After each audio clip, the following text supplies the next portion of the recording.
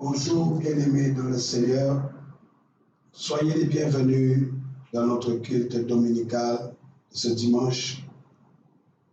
Nous rendons grâce à Dieu pour tout ce qu'il fait. Nous rendons grâce à Dieu pour sa bonté, pour sa miséricorde, pour ses faveurs dans nos vies. Nous le louons parce que nous sommes là encore ce matin pour l'adorer. Nous sommes venus ce matin pour élever le nom de Jésus, parce que c'est le nom qui est élevé au-dessus de tout nom. Que le nom de Jésus soit béni. Que le nom de l'Éternel soit béni. Et pour cela, nous avons besoin de l'assistance du Saint-Esprit afin qu'il nous conduise et qu'il nous guide. J'aimerais que nous puissions ouvrir notre Bible dans les livres d'Apocalypse, le chapitre 5. Nous allons lire dans ce livre d'Apocalypse, chapitre 5, nous commençons à partir du verset 1. La Bible dit ceci, nous lisons pour la gloire de Dieu. Puis je vis dans la main droite de celui qui était assis sur le trône un livre écrit en dedans et en dehors, scellé de 7 sceaux.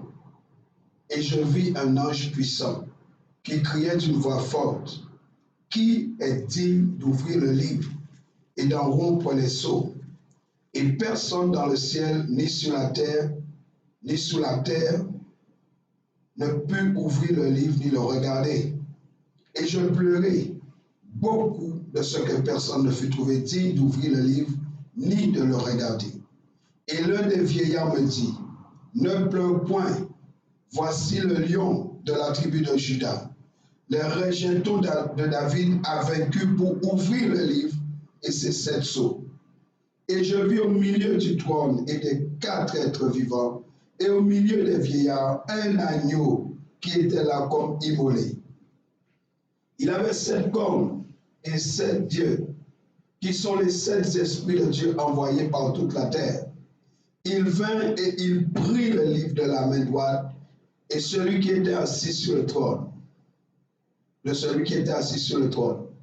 Quand il eut pris le livre, les 4 êtres vivants et les 24 vieillards se prosternèrent devant l'agneau, tenant chacun une harpe et des coupes d'or remplies de parfums, qui sont les prières des saints. Et ils chantaient un cantique nouveau en disant, tu es digne de prendre les livres et d'en ouvrir les sceaux, car tu as été immolé et tu as racheté pour Dieu par ton sang des hommes de toute tribu, de toute langue, de tout peuple et de toute nation. Tu as fait d'eux un royaume et des sacrificateurs pour notre Dieu, et ils régneront sur la terre.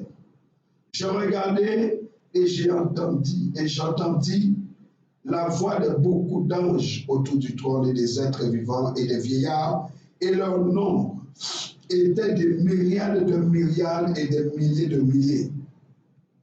Ils disaient d'une voix forte, l'agneau qui a été immolé est digne de recevoir la puissance, la richesse, la sagesse, la force, l'honneur, la gloire et la louange.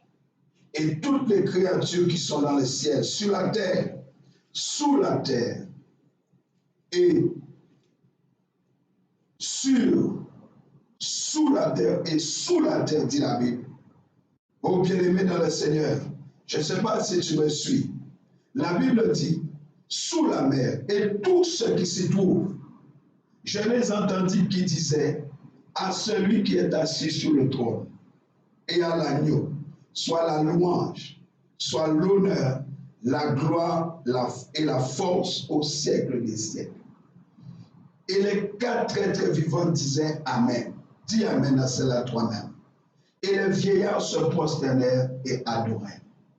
L'agneau est digne d'ouvrir les livres de 7 sceaux. Cet agneau, c'est Jésus-Christ qui est venu donner sa vie pour nous.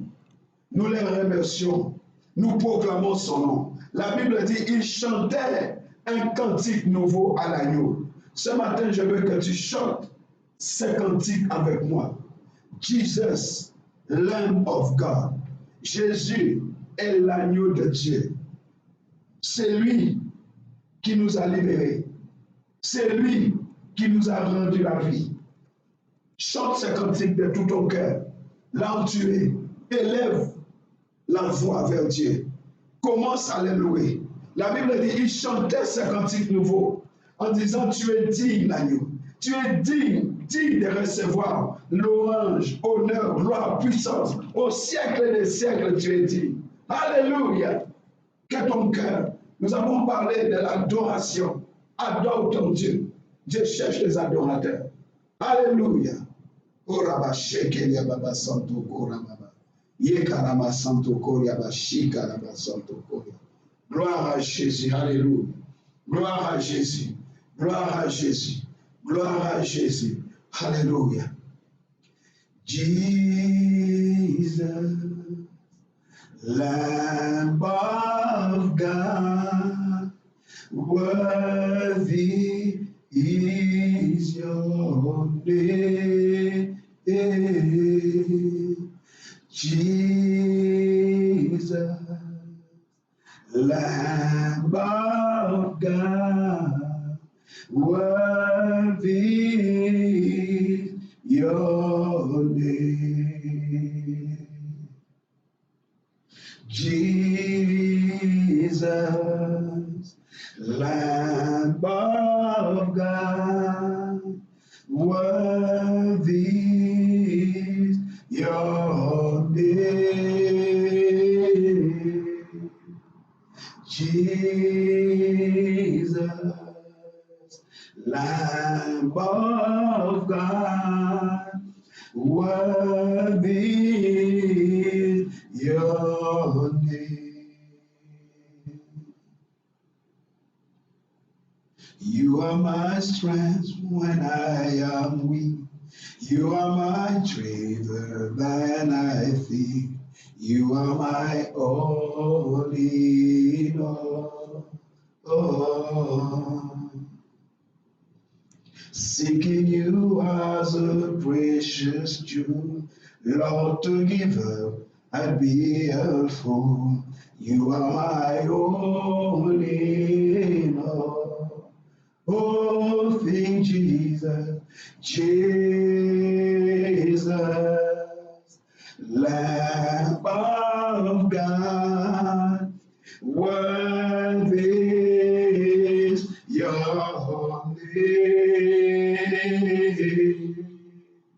Jesus, Lamb of God, worthy is your name. Taking my soul, my cross, my shame, rising again, I bless your name. You are my only in all. When I fall down, you pick me up. When I am dry, you fill my cup. You are my only in all. Hallelujah. Jesus, Lamb of God, worthy is your name. Jesus, Lamb of God, worthy is your name. Jésus, agneau de Dieu, saint ton nom. Jésus, agneau de Dieu, digne est ton nom, digne est ton nom. digne ton nom. Ora baba shekeria namasantorobo shekeria baba. Ora baba shekeria masantorobo shekeria baba. Digne es-tu, Seigneur, alléluia. Digne es-tu, Seigneur, alléluia. Korababa shekeria namasantorobo shekeria baba. Tu es dit, Seigneur Jésus, alaba shekeria baba. Tu es dit, Seigneur Jésus. Korababa shekeria baba santo koria baba. Rakabayo dorobo shekeria baba. Digne la yo. Shekeria baba santorobo shekeria baba. Agneau de Dieu, tu es dit. Jésus, tu es dit. Tu es dit. Alababa shekeria ma santo koria. Alléluia. L'agneau est dit. Je veux dire à quelqu'un ce matin, l'agneau est digne de recevoir nos louanges. L'agneau est digne d'être adoré. L'agneau est digne d'être glorifié. L'agneau est digne d'être élevé. L'agneau est digne d'être proclamé. Nul n'est comparable à toi, Seigneur. Tu es digne, alléluia. Tu es digne, alléluia. Tu es digne, alléluia. Koraba shekeria nama santo koraba baba. Digne es-tu, Jésus. Shekeria ma santo koraba baba shendekeria. Alléluia. Merci, Seigneur. Merci, Seigneur. Merci, Seigneur. Père éternel, Dieu de gloire, nous te remercions, Seigneur Dieu, ce matin encore, pour le souffle de vie. Merci, Seigneur Dieu, pour ton esprit. Merci, Seigneur Dieu, parce que tu nous as marqués. Tu nous as marqués de ton sceau royal. Tu nous as marqués, tu as fait de nous un peuple acquis, Seigneur Dieu, pour la gloire de ton nom. Tu as fait de nous, Seigneur Dieu, des sacrificateurs, des rois pour toi. Nous te bénissons pour cela. Nous te rendons grâce, Seigneur Dieu. Nous te rendons hommage ce matin, car toi seul est digne. Toi seul est digne, éternel. Toi seul est digne, Papa éternel. Toi seul est digne, mon Père. Oh, Papa éternel, mon Dieu. Nous voulons te dire ce matin encore, que ton nom soit sanctifié, que ton nom soit élevé, que ton nom soit magnifié. Nul n'est comme toi, Seigneur. C'est toi qui nous gardes, c'est toi qui nous préserves. Dans ces temps difficiles, nous savons que nous pouvons compter sur toi. Sois magnifié, Seigneur. Papa, nous prions que ta volonté soit faite sur la terre comme au ciel. Nous prions, Seigneur, que ton règne vienne. Que ton règne vienne, Seigneur. Règne dans nos vies, règne sur nos âmes, règne sur nous, Seigneur. Oh Père éternel, nous te remercions pour l'assistance de ton Saint-Esprit. Nous te remercions, Seigneur Dieu, pour tes 7 myriades que tu disposes pour nous garder, pour nous préserver, pour nous aider, Seigneur Dieu, à accomplir ce pourquoi tu nous appelles. Éternel, sois loué. Éternel, sois magnifié. Oh Jésus, tu es le lion de la tribu de Juda. Tu es le seul vrai lion de la tribu de Juda. Sois glorifié ce matin. Que l'honneur, la puissance et la gloire te reviennent. Père éternel, tu es digne. Tu es digne. Tu es digne. Tu es digne. Tu es digne, Seigneur Dieu. Les mots, Seigneur Dieu, nous manquent, Seigneur, pour te dire combien tu es merveilleux. Combien tu agis encore, combien l'agneau est digne. Seigneur, merci pour le souffle. Merci pour cette liberté que tu nous as donnée. Merci de nous avoir affranchis, Seigneur. Nous prions que tu nous aides à tenir ferme. Merci, Seigneur Dieu, pour la fermeté dans la foi. Merci, Seigneur, pour nos yeux qui sont ouverts. Merci pour nos oreilles qui sont loin pour entendre ta parole. Et ce matin encore, je veux remettre entre tes mains ton peuple, Seigneur Dieu, qui est connecté, Seigneur Dieu, et qui suit ce culte, Seigneur, en direct. Puisse la main de l'Éternel reposer sur eux. Que ta main de grâce, Seigneur Dieu, puisse les bénir d'où qu'ils puissent se trouver. D'où qu'ils puissent se trouver en ce matin. Seigneur, je prie que la grâce et la paix de Dieu reposent sur tes enfants. Tous ceux qui sont connectés en ce moment, qui mettent leur confiance en toi, qui croient en toi, Seigneur. Oh Père, je prie que la grâce et la faveur de Dieu les atteignent, Seigneur, là où ils sont. C'est dans le nom de Jésus que je prie. Alléluia. Alléluia. Béni soit l'Éternel, notre Dieu. Béni soit Dieu. Béni sois-tu, Seigneur, au nom de Jésus-Christ. Alléluia. Alléluia. Gloire à Dieu, bien-aimé dans le Seigneur. Gloire à Dieu. Ce matin, je vais parler sur cette loi de l'esprit de l'homme. Cette loi de notre esprit que nous devons identifier et traiter pour une bonne collaboration une collaboration efficace avec notre Dieu et Père. Nous allons dans Galates 5 et nous lisons Galates 5, le verset 16. Galates 5, verset 16 nous dit, « Je dis donc, marchez selon l'Esprit, et vous n'accomplirez pas les désirs de la chair. Car la chair a des désirs contraires à ceux de l'Esprit, et l'Esprit en a de contraires à ceux de la chair. Ils sont opposés entre eux, afin que vous ne fassiez point ce que vous voudriez. Si vous êtes conduits par l'Esprit, vous n'êtes point sur la loi. » Alléluia. Alléluia. 2 Corinthiens 3, verset 6. 2 Corinthiens, chapitre 3, verset 6. Oh, béni soit ton nom, Seigneur. 2 Corinthiens, chapitre 3, verset 6. La Bible nous dit, il nous a aussi rendus capables d'être ministres d'une nouvelle alliance, non de la lettre, mais de l'esprit, car la lettre tue, mais l'esprit vivifie. Amen, amen, amen. La lettre tue, l'esprit vivifie. Et le verset 17 de nous dire, or le Seigneur, c'est l'esprit. Et là où est l'esprit du Seigneur, là est la liberté. J'annonce à quelqu'un la liberté ce matin. Car c'est pour cette liberté que Christ nous a affranchis. Alléluia. Alléluia. Éphésiens chapitre 3, verset 14. Éphésiens chapitre 3, verset 14.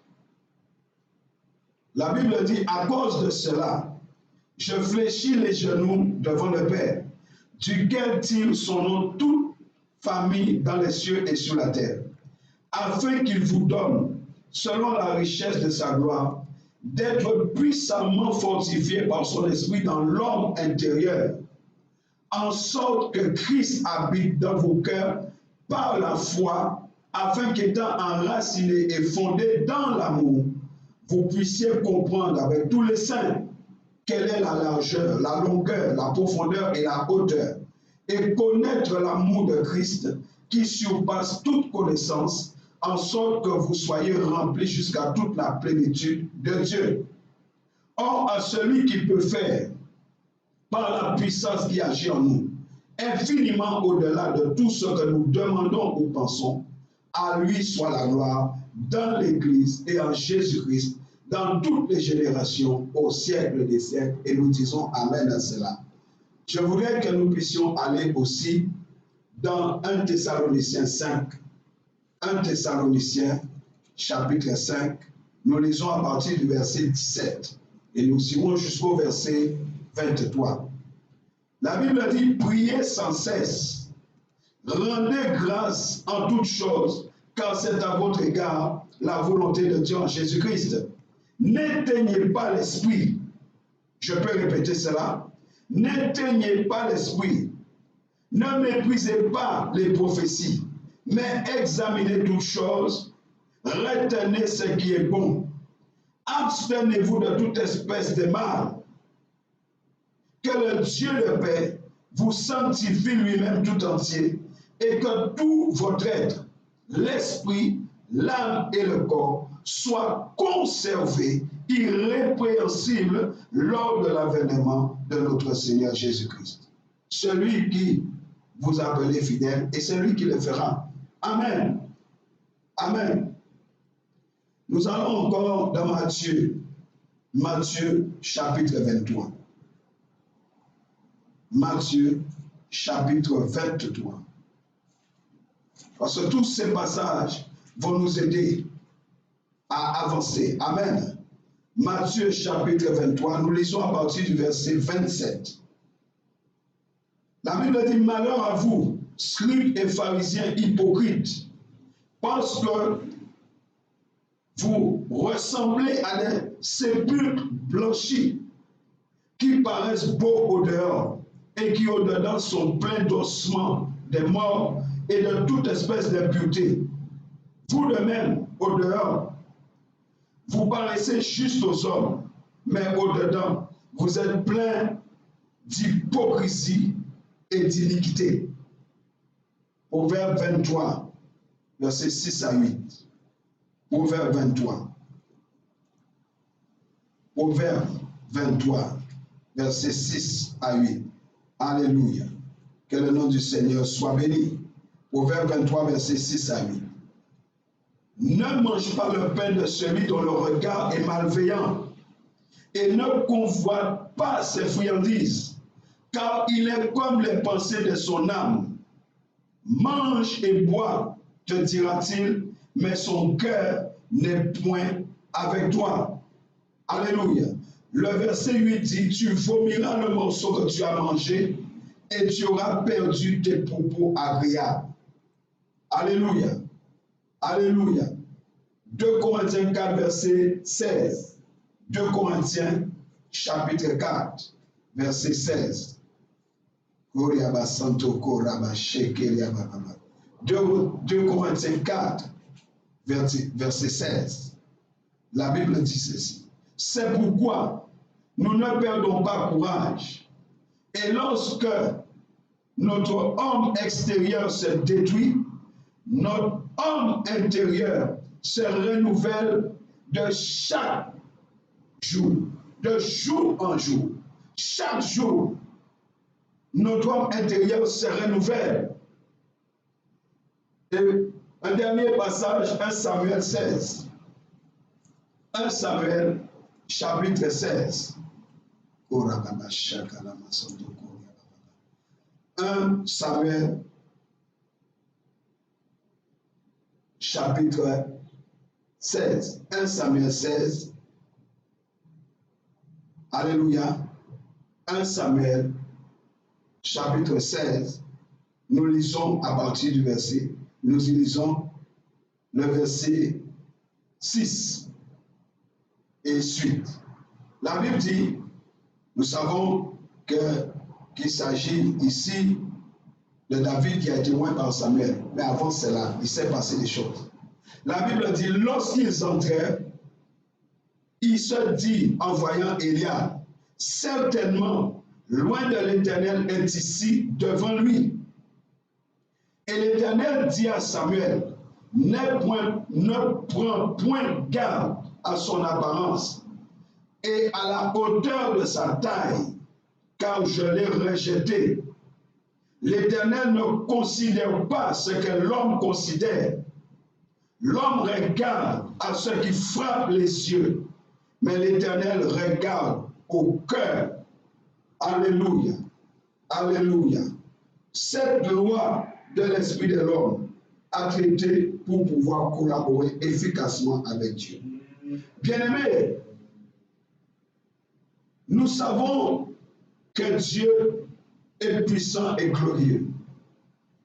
En tant qu'enfants de Dieu, nous devons apprendre et comprendre que la prise de conscience de notre être intérieur est la première condition d'une marche selon l'Esprit de Dieu. Alléluia. Nous devons comprendre à quoi servent les différents sens dont notre esprit est doté et quels sont les facteurs qui agissent sur lui. Ce n'est qu'après avoir pris conscience de l'existence de notre esprit et observer ses mouvements que nous parviendrons à marcher par l'esprit. Galates nous dit marcher par l'esprit, marcher selon l'esprit. Notre être intérieur obéit à certaines lois avec lesquelles nous devons nous familiariser. Nous devons comprendre que notre esprit est sensible. Si nous ne comprenons pas le fonctionnement de notre esprit, nous ne serons pas conscients de cette sensibilité. Et nombreuses seront les indications de notre esprit qui vont nous échapper. C'est pour cela que nous devons apprendre les différentes fonctions de cet homme intérieur. La communion, la conscience, ensuite, identifier le mouvement. Ce sont eux qui vont nous rendre capables de marcher par l'Esprit. C'est pourquoi nous devons observer la manière dont notre esprit a l'habitude de se comporter. C'est très important.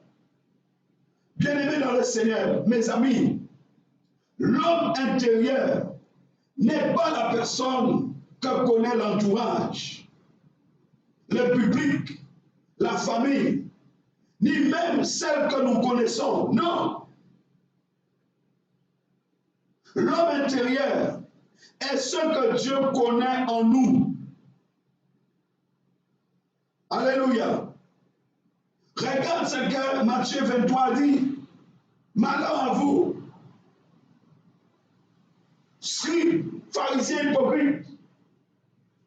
La Bible les compare ça à des tombeaux blanchis. Parce qu'ils donnaient une façon d'être qui n'était pas. Parce que Dieu sonde les profondeurs. Dieu connaît. Dieu sonde les cœurs et les reins. L'homme intérieur est ce que Dieu connaît en nous. Et je dis quelquefois, nous-mêmes, nous ignorons cela. Nous nous donnons une façon d'être qui n'est pas ce que Dieu voit en nous. Alléluia. Qui n'est pas ce que Dieu a repéré en nous. L'homme intérieur, c'est le lieu où Dieu nous rencontre. Ça pourrait considérer comme étant le Saint des Saints, c'est le lieu où il nous rencontre. C'est aussi pour cette raison que Satan s'acharne autant à vouloir multiplier ses attaques contre ses hommes intérieurs, contre cet homme intérieur, par ses tentations, ses mensonges et autres. Il nous attaque, il attaque cet homme intérieur, parce qu'il sait que c'est là que Dieu nous connaît, que c'est là que Dieu nous rencontre. Il se déguise même en ange de lumière. Il arrive à se dissimuler derrière les choses spirituelles pour atteindre cet homme intérieur. Et c'est lorsque nous sommes puissamment fortifiés, comme dit le passage de Corinthiens, lorsque nous sommes puissamment fortifiés, c'est à ce moment-là, lorsque nous sommes puissamment fortifiés, mes amis, c'est lorsque nous sommes puissamment fortifiés par le Saint-Esprit qui nous a été donné dans cet homme intérieur, que nous sommes en mesure de discerner ces attaques et de pouvoir les repousser. Alléluia, que quelqu'un dise Amen. Bien-aimés dans le Seigneur, mes amis, c'est dans notre homme intérieur que nous pouvons ressentir les chocs, les crises, les chocs des épreuves qui parfois nous surprennent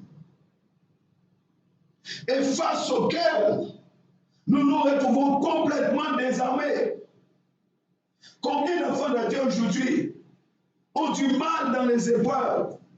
Ça vient comme un tremblement de terre dans leur vie. Ils se sentent complètement désarmés. Mais étant puissamment fortifiés dans notre homme intérieur par l'Esprit du Seigneur, bien-aimés, les effets de ces chocs, les effets de ces épreuves sont atténués à cause du fait que ces crises nous trouvent où? Cachés avec Christ dans notre Père céleste. Alléluia. C'est Christ à ce moment-là qui reçoit les chocs, qui reçoit les épreuves. Parce qu'il dit, remettez-moi vos fardeaux, donnez-les-moi.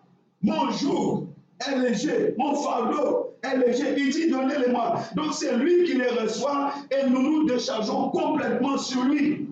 D'ailleurs, il a dit, déchargez-vous de tous vos soucis. Nous n'avons pas raison de porter des choses que Dieu ne nous demande pas de porter. Et c'est dans l'homme intérieur que se trouvent toutes les empreintes néfastes, négatives de notre vie passée. Les mauvaises influences, les mauvaises relations, les blessures anciennes se trouvent à ce niveau-là. Ce sont des empreintes négatives dans nos vies.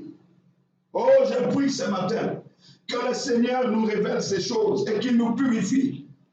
Là où tu es dit, Seigneur, purifie-moi de toutes ces choses. Révèle-moi et purifie-moi. Purifie-moi, Seigneur. J'ai besoin de toi, purifie-moi. Bien-aimés, mes amis, Les sources de la vie se trouvent dans l'homme intérieur. Ce sont ces sources qui inspirent nos pensées, nos paroles et nos actes.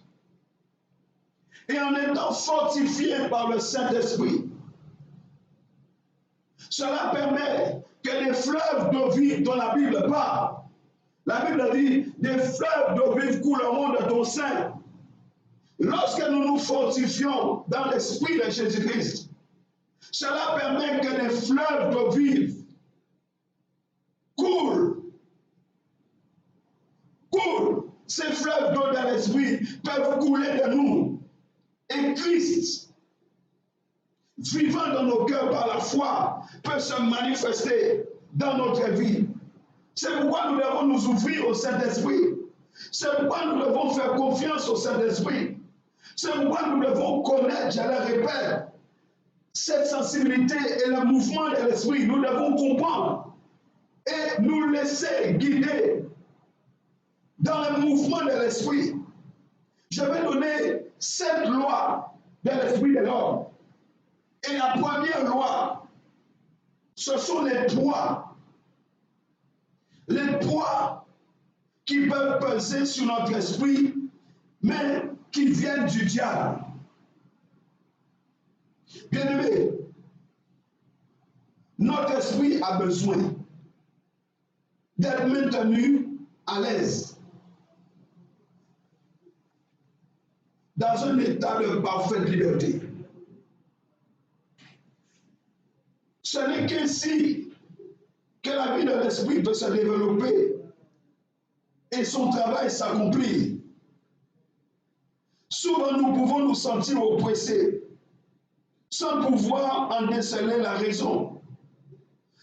Mais notre ennemi sait exploiter ces moments qui se produisent brusquement pour nous harceler, pour nous priver de notre joie et notre entrain et pour nuire à la collaboration de notre esprit avec le Saint-Esprit. Si nous ne découvrons pas rapidement la cause de cette lourdeur, la signification de cette oppression, nous aurons beaucoup de peine à nous en débarrasser et à retrouver notre équilibre. Si nous négligeons cela, nous ne nous y arrêterons pas et nous laisserons notre esprit fléchir et bientôt succomber. Et en poursuivant notre activité sans réaction, nous allons donner à notre adversaire, le diable, l'occasion de mettre en place son plan mauvais, machiavélique, satanique. Alléluia. Alors que nous devrions être censés travailler pour Dieu, nous devenons incapables de faire une œuvre spirituelle à cause de cette sorte de pesanteur qui pèse sur notre esprit. La sensibilité de l'esprit commence à s'émousser de plus en plus sous cette oppression. Et c'est pourquoi Satan, le diable, et ses esprits méchants s'acharnent tant sur les esprits des croyants pour les immobiliser sous ces fardeaux, sous ces poids. Alléluia. Si nous conservons ce poids sur notre esprit, bien aimé, la défaite est assurée. Les fondements de la victoire, c'est un esprit libéré. C'est pourquoi la Bible dit dans Galates 5, verset 1, c'est pour la liberté que Christ nous a affranchis. Et c'est pourquoi la Bible nous exhorte à demeurer ferme. Pourquoi? Les fondements de la victoire, c'est un esprit libéré. C'est pourquoi le Seigneur a libéré notre esprit. Nous sommes passés par le bain de régénération de l'esprit pour combattre l'ennemi et vivre la vie de Dieu. Notre esprit doit être libéré de toute lourdeur. Alléluia. Étant oppressés, nous sommes privés de notre capacité de discernement. Et par conséquent, les directives que Dieu cherche à nous donner, et cela nous échappe. Vous me comprenez, bien-aimés dans le Seigneur. Notre entendement lui-même est privé de son fonctionnement normal. Quand notre esprit est appesanti, tout tout est suspendu, tout va de travers. Il est donc nécessaire que nous puissions traiter sans délai la cause de toute oppression. Nous devons mettre à découvert l'arrière-plan qui a pu favoriser cette crise. Alléluia. Alléluia. La position perdue dans notre collaboration avec Dieu doit être reconquise au plus vite. Ça, c'est le premier point. Alléluia. La deuxième loi consiste dans le blocage de l'esprit. L'esprit a besoin de l'âme et du corps comme moyen d'expression. L'adversaire est très au courant des exigences de l'esprit. C'est pourquoi ces attaques se manifestent fréquemment contre l'âme et le corps du croyant. Bien-aimés dans le Seigneur, mes amis, quand notre âme et notre corps cessent de fonctionner correctement, notre esprit se trouve privé de ses moyens d'expression et perd ainsi sa position avantageuse. Et dans de telles circonstances, l'entendement peut lui-même participer à la confusion générale. Nos sentiments sont dérangés. Notre volonté fatiguée est incapable d'assumer sa responsabilité. Et c'est la même chose pour notre corps. Malmené. Et toutes ces choses devenant temporairement paresseux. Et des fois, les chrétiens qui ne veulent rien faire, ils ne veulent pas prier, ils ne veulent pas chanter les louanges de Dieu. Ils sont devenus paresseux. Si nous ne faisons pas front rapidement contre ces symptômes, bien-aimés dans le Seigneur, écoutez-moi bien s'il vous plaît, l'esprit sera bloqué et il n'a engagé la bataille dans des conditions favorables afin de protéger nos positions clés. Alléluia. Et après l'immobilisation de l'esprit, en tant que croyant, le croyant perd sa motivation saine. Il se montre timide, il cherche à se cacher et prend rarement une initiation au grand jour. C'est pourquoi vous voyez, des chrétiens, on se demande s'ils ont vraiment reçu le Saint-Esprit.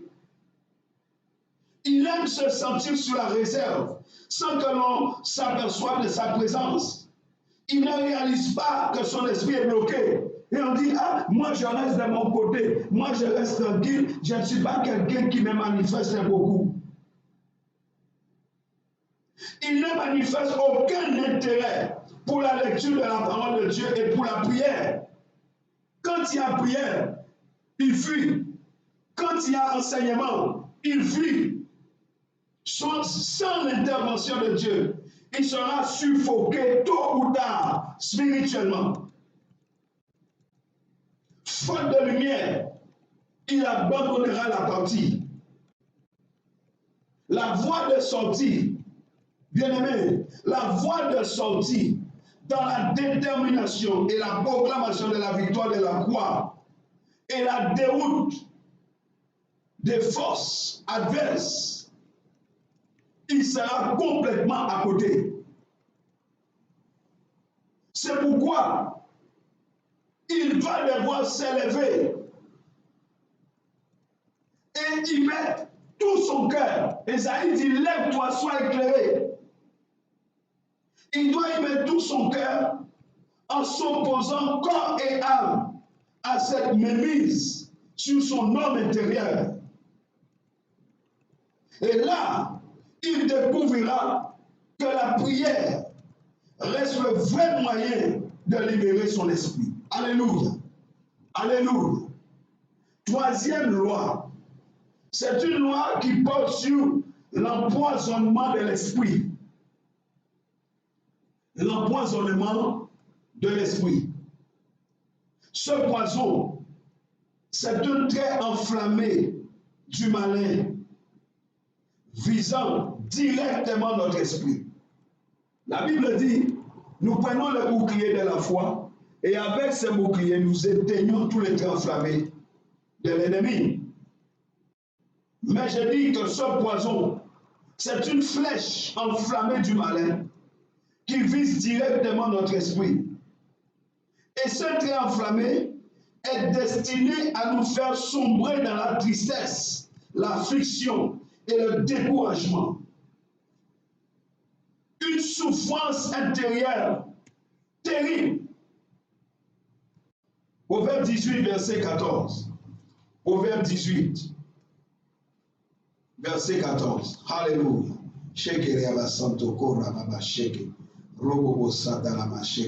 Proverbe 18, verset 14. La Bible nous dit ceci, au verset 14 de Proverbe 18. L'esprit de l'homme les soutient dans la maladie, mais l'esprit abattu, qui les relèvera? La souffrance intérieure est terrible. Bien-aimé, il est dangereux d'accepter passivement n'importe quel accablement et de l'attribuer aux autres. Alléluia.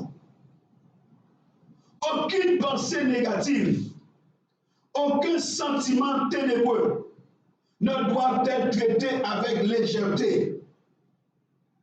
Si nous voulons marcher selon l'esprit, comme nous dit Galates, notre niveau de vigilance doit être sans défaillance.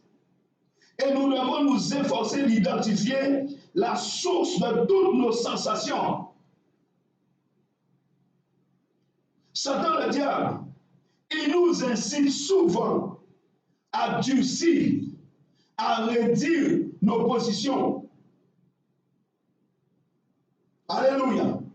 Notre esprit devient dur, étroit, obstiné, replié sur lui-même.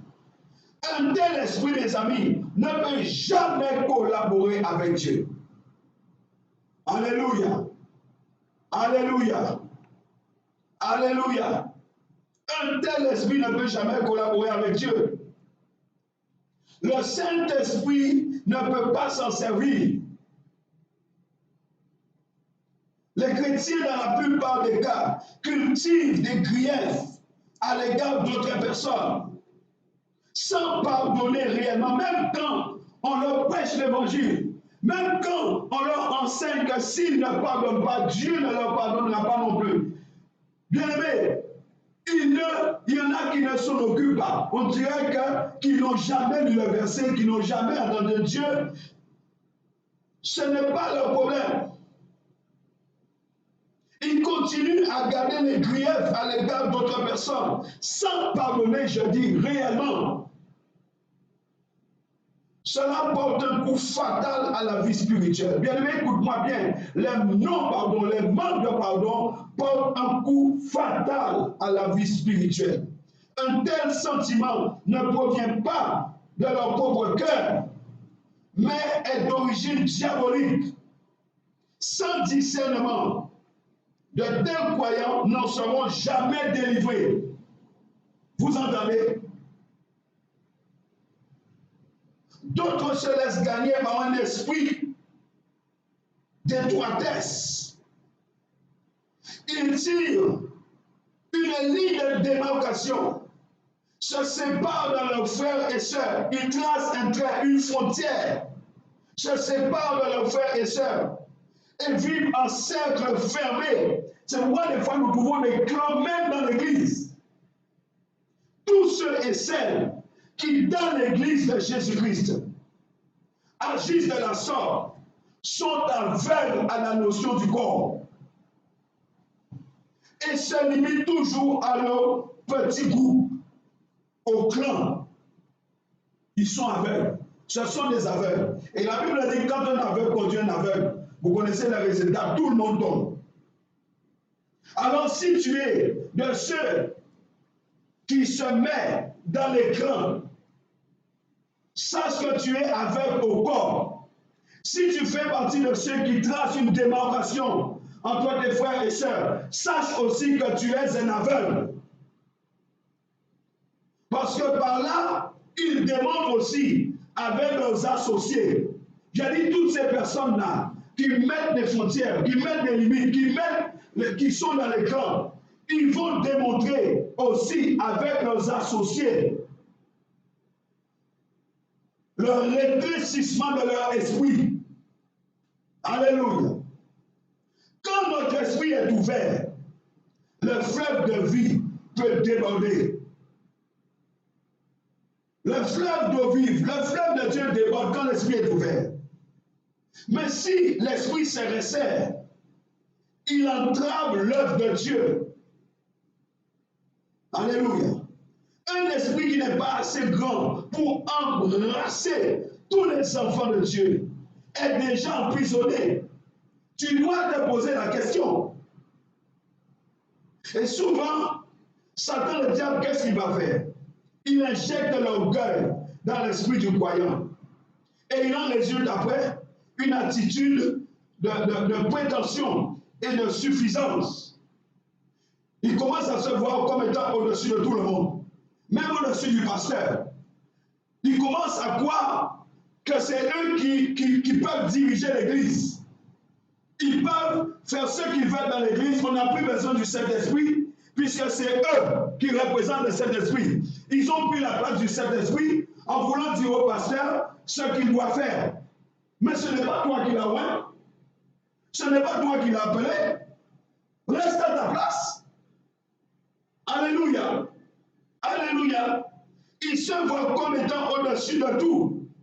Il va se regarder comme quelqu'un de premier plan. Indispensable. Ah, si je ne suis pas là, comme si s'ils ne sont pas là, ils ne vont avancer. Ils sont indispensables à l'œuvre de Dieu. Frère, ma soeur, ils sont indispensables à l'œuvre de Dieu. Le diable croyait cela aussi. Vous croyez que l'adoration s'est arrêtée au ciel quand le diable a été éjecté, lui qui était directeur de l'adoration, lui qui était responsable de la louange? Parce qu'il a été injecté, l'adoration s'est terminée dans le ciel. Non, bien aimé, la Bible dit que jour et nuit, on crie Saint, Saint, Saint est l'Éternel. Alléluia, quelqu'un acclame Jésus. Là où tu élèves le nom de Jésus, dis un bon amen à cela. L'adoration n'a pas été finie quand le diable a été jeté à cause de son orgueil. Ne te sens pas indispensable à l'œuvre de Dieu. Un tel esprit est l'une des raisons majeures de la chute de beaucoup de chrétiens. L'orgueil précède l'écrasement. On dit d'habitude l'orgueil précède la chute. Moi je dis l'orgueil précède l'écrasement. L'esprit du mal cherche à nous inoculer tous ces venins. J'ai dit, Lucifer avait un syndrome. L'orgueil, c'est un virus. Si nous ne nous y opposons pas immédiatement, ce venin nous conduira à notre perte. Ce venin envahira, nous envahira. Et ces venins-là peuvent se transformer en péché de la chair. C'est un poison. Et si ce poison n'est pas expulsé, il devient sans de les péchés de l'esprit. Luc 9. Allons dans Luc 9.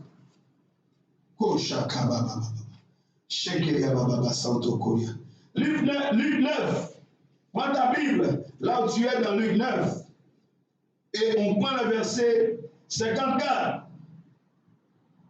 La Bible dit, les disciples Jacques et Jean, voyant cela, dirent, Seigneur, veux-tu que nous commandions que le feu descende du ciel et les consume? Jésus se tourna vers eux. Qu'est-ce qu'il fit? Il les réprimanda. Jésus ne leur a pas dit, vous faites bien.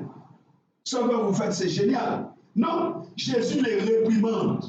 Et Jésus leur dit, vous ne savez de quel esprit vous êtes animés. Alléluia.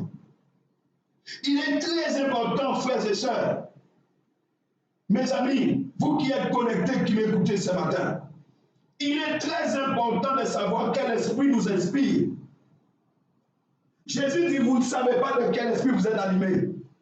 Nous devons savoir D'où nous vient l'inspiration? De quel esprit? Quel esprit qui nous inspire? Un esprit d'égarement peut facilement se manifester dans les paroles. Alléluia. Et dès que le mauvais esprit touche notre esprit, nos paroles perdent sa douceur. Le sel commence à perdre sa saveur.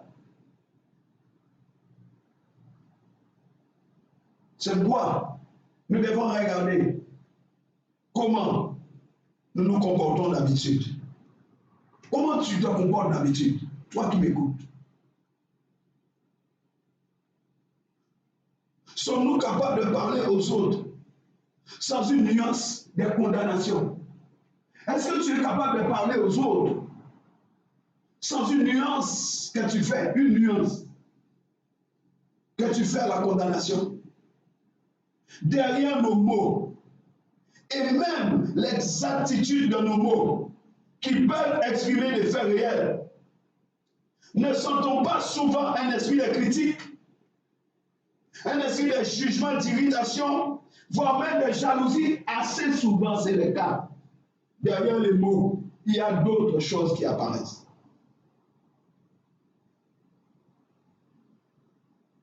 Critique, jugement, irritation, quelquefois la jalousie. Combien de fois nous péchons en servant le Seigneur, en faisant quelque chose pour quelqu'un avec un esprit de mauvaise volonté, un esprit d'infidélité, de rancune en arrière-plan. Toutes ces choses sont en arrière-plan. Ce n'est que la façade. C'est ce que dit Matthieu. C'est ce qu'on a dit aux scribes et aux pharisiens. Tombeau blanchi. Vous n'avez que l'aspect extérieur, mais l'intérieur est mauvais. L'arrière-plan. On donne seulement une façade. Notre esprit, frères et sœurs, mes amis, notre esprit doit être maintenu doux, tendre, pur. La Bible dit que votre douceur soit connue de tous. Si nous ne sommes pas capables de dire à nos frères et sœurs, j'ai tort, alors c'est que notre esprit est déjà englouti dans son péché. Alléluia. Nous devons apprendre à garder notre esprit éloigné des excitations de l'ennemi, mais plus modéré et sensible à Dieu. Notre esprit doit être plus modéré, plus sensible à Dieu pour recevoir l'intuition et l'inspiration du Saint-Esprit. Alléluia.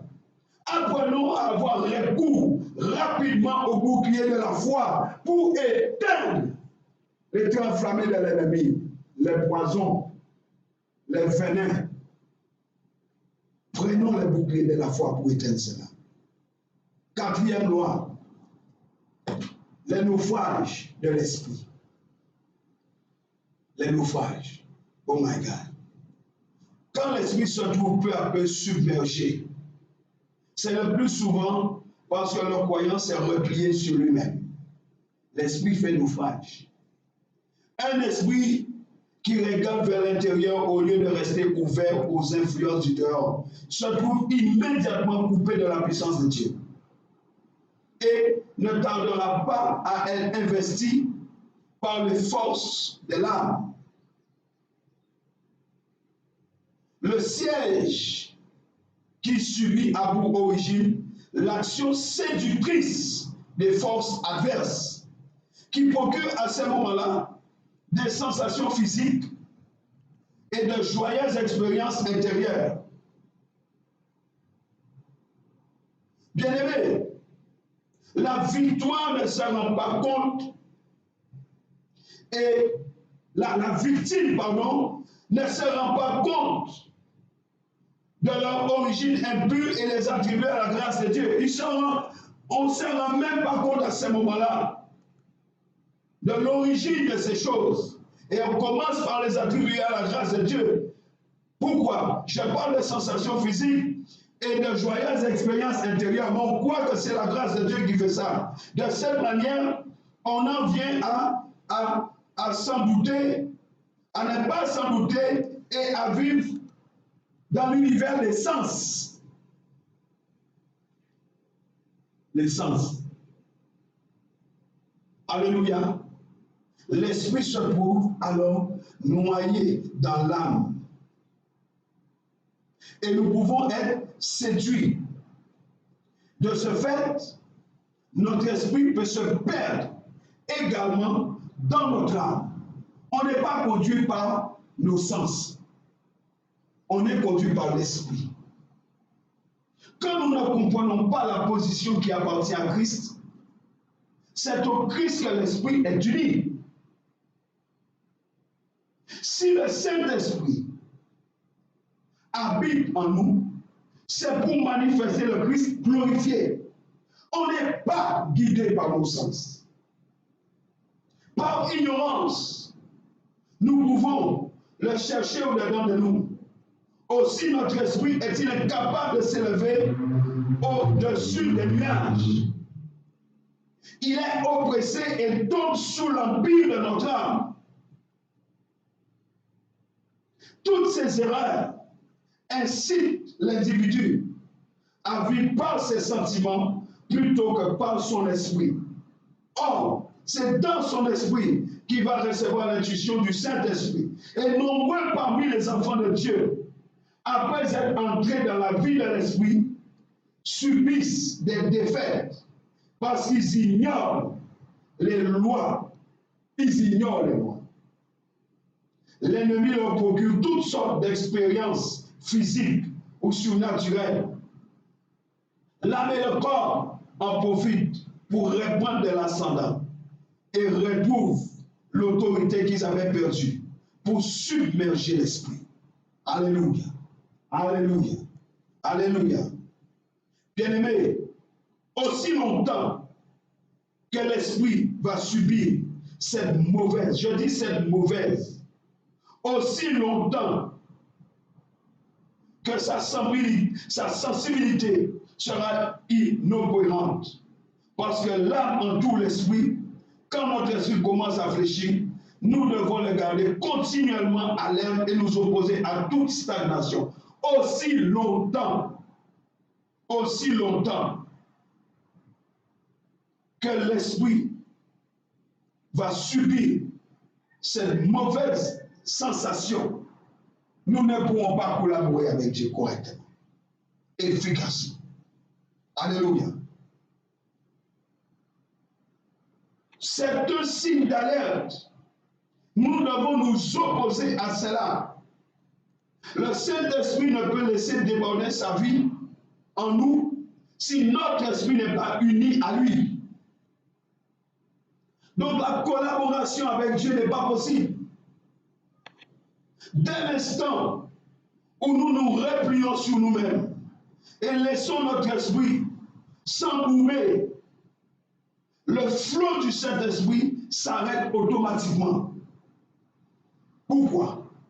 Parce que le Saint-Esprit a besoin du canal de notre esprit pour transmettre la vie de Dieu. Je répète, le Saint-Esprit a besoin du canal de notre esprit pour transmettre la vie Zoé de Dieu. C'est dans notre esprit que le Saint-Esprit amène l'inspiration, amène l'intuition. Il a besoin de cela. Donc notre esprit a besoin de s'aligner avec le Saint-Esprit, a besoin d'être sur la même fréquence. C'est pourquoi nous ne pouvons pas faire naufrage. Et je dis que lorsque notre esprit ne collabore pas avec le Saint-Esprit, n'est pas sur le même focus, nous faisons naufrage. Cinquième loi, le fardeau de l'esprit. Bien-aimés, il y a des fardeaux et il y a des poids. Les poids viennent de Satan et sont calculés pour accabler le croyant et pour le faire souffrir. La Bible parle de fardeau. Dieu dit mon fardeau est léger. Les fardeaux venant de Dieu ont pour but de manifester sa volonté pour permettre que nous puissions collaborer avec lui. Un point sur l'esprit n'a pas d'autre objectif que d'oppresser. Ce qui vient du diable vient pour oppresser. Il ne répond à rien et ne se porte et ne peut porter aucun fruit. Le fardeau venant de Dieu, par contre, est donné par Dieu à son disciple, à nous, pour l'appeler à l'œuvre,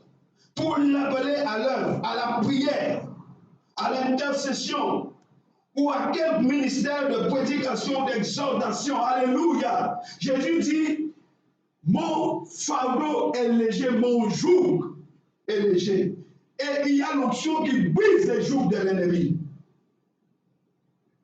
Le fardeau de Dieu correspond à une intuition. Dieu peut donner un fardeau pour l'intercession. Il met dans le cœur de certaines personnes de prier pour les nations, pour un pays ou autre chose. C'est une intuition que Dieu dépose dans l'esprit de quelqu'un. C'est une occasion des profits spirituels.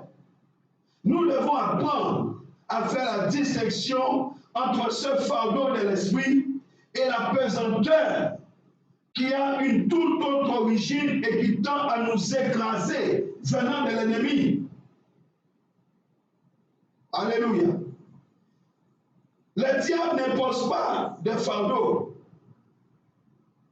mais il met un poids et se contente d'encercler notre esprit, de le comprimer, de l'alourdir et de le neutraliser par l'étouffement. Alléluia. Il vient, il met un fardeau. Il va encercler notre esprit. Il va se contenter de les comprimer, de les presser comme un citron. Il va l'alourdir. Il va les paralyser. Comment? Par l'étouffement. Tandis qu'avec un fardeau venant de Dieu, nous ne pouvons qu'accepter la charge. Jésus dit, c'est léger.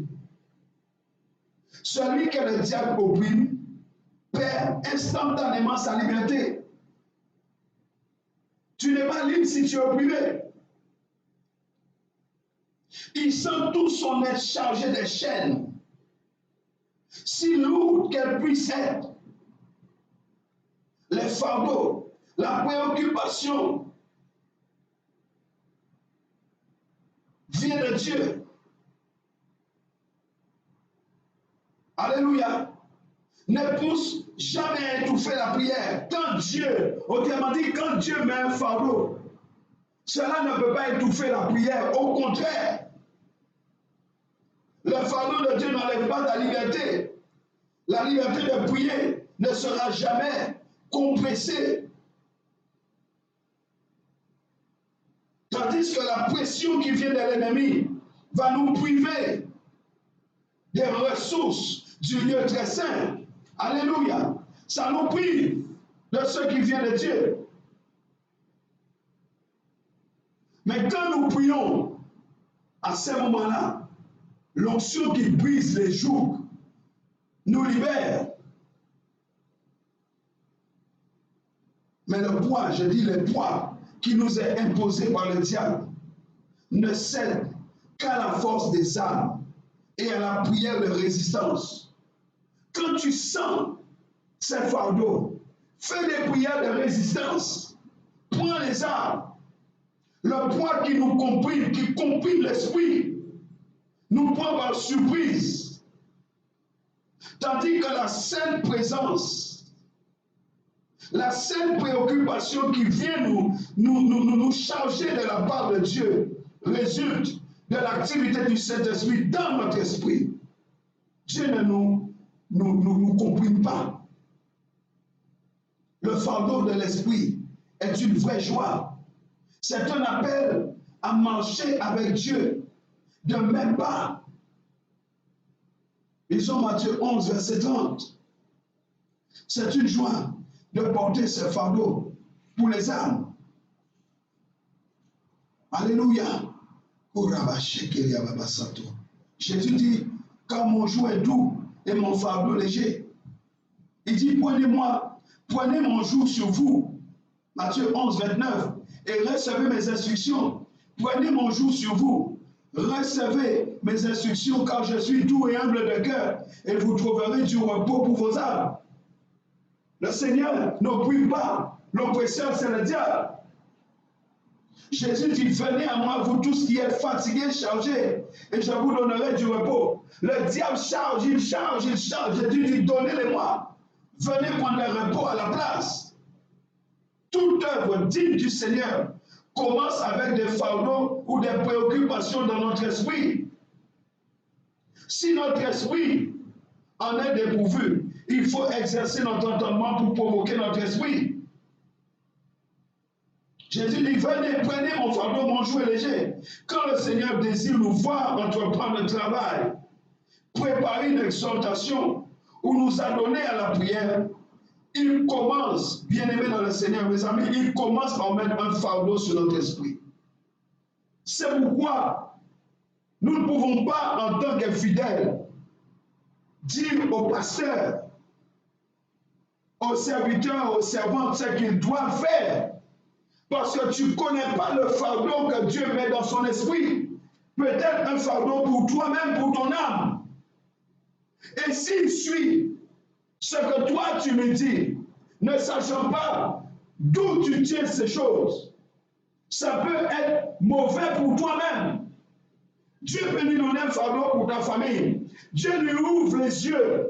Prophétiquement, il voit des choses que toi, tu ne vois pas. Toi, tu ne comprends pas parce que l'Esprit de Dieu révèle les choses dans l'avenir. Il peut les voir. Dieu peut lui montrer ces choses. Mais s'il t'écoute, il prend la direction que toi, tu lui donnes, abandonnant la direction du Saint-Esprit. Tu peux même mourir. Un membre de ta famille peut mourir parce qu'il n'a pas suivi les directives de Dieu en suivant tes propres directives. C'est pourquoi chacun d'entre nous, nous devons rester dans la grâce que Dieu nous a donnée. À chacun, il a été donné une grâce. Reste à ta place. Alléluia. Alléluia. C'est important, bien-aimé, de comprendre cela. Dieu dépose un fardeau quand il désire nous voir faire un travail, préparer un message, une exhortation, il met ça. Et il nous rend apte à recevoir son fardeau. Et il nous maintient libres de toute entrave. Seul un esprit libre de tout embarras est capable de déceler les motivations du Saint-Esprit. Un esprit qui est rempli de soucis possède son sens intuitif et nous sait. Si tu es rempli de soucis, comment tu peux comprendre ce que Dieu t'a dit? Tu dois d'abord enlever les soucis, parce qu'à ce moment-là, avec tous les soucis que tu as, ton vrai sens spirituel est émoussé.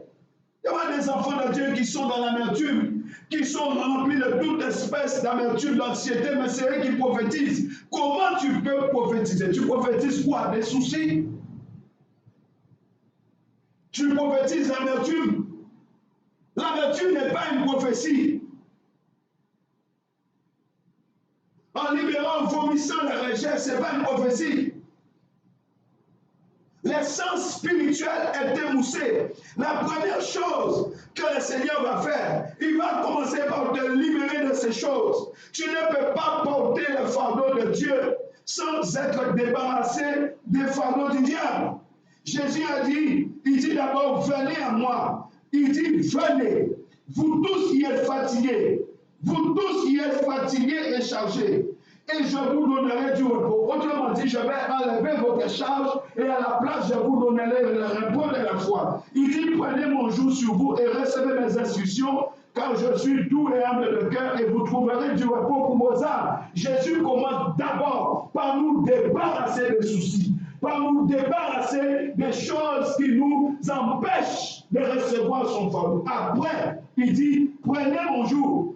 Tu ne peux pas prendre le jour de Dieu. Tu ne peux pas prendre le jour de la prière, le jour de l'intercession pour le salut des âmes. Si tu ne penses, si tu es rempli de soucis et d'amertume, parce que tu vas toujours te focaliser sur tes propres problèmes avant de te focaliser sur les problèmes d'autrui. Tu vas même dans l'intercession penser à toi. Tu vas te trouver là, mais tu n'es pas là en fait, parce que tu regardes à toi-même.